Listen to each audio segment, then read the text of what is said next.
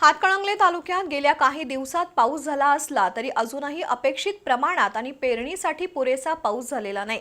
त्यामुळे शेतकऱ्यांनी शेतीची मशागत आणि पेरणीपूर्व तयारी पूर्ण केली आहे। तरी दमदार पाऊस पडल्यानंतरच बहुतांश शेतकरी पेरणी करणार असल्याने सर्वांनाच मोठ्या पावसाची प्रतीक्षा आहे। हातकणंगले तालुक्यात गेल्या काही दिवसांपासून हलक्या पावसाच्या सरी कोसळत आहेत। त्यामुळे वातावरणात गारवा निर्माण होऊन शेतजमिनीसाठी हा पाऊस काही प्रमाणात उपयुक्त ठरलाय। मात्र पेरणी करण्यासाठी दमदार पावसाची अपेक्षा आहे। सलग 4 ते 5 दिवस पाऊस झाल्यास शेतजमिनीमध्ये पेरणीसाठीची पोषक स्थिती निर्माण होते।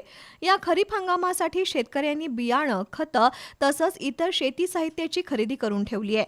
काही ठिकाणी झालेल्या पावसामुळे शेतजमिनीत ओलावा निर्माण झाला असला तरी तो पेरणीसाठी पुरेसा नसल्याचं शेतकऱ्यांचं मत आहे।